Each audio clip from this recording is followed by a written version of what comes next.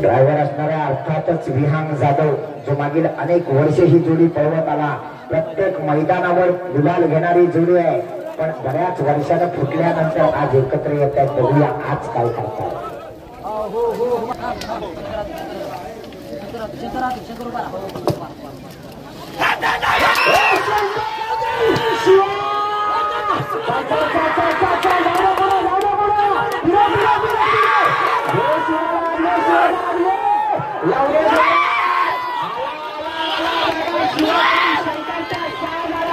Driver पडला म्हणून गती कमी झाली बैलांची.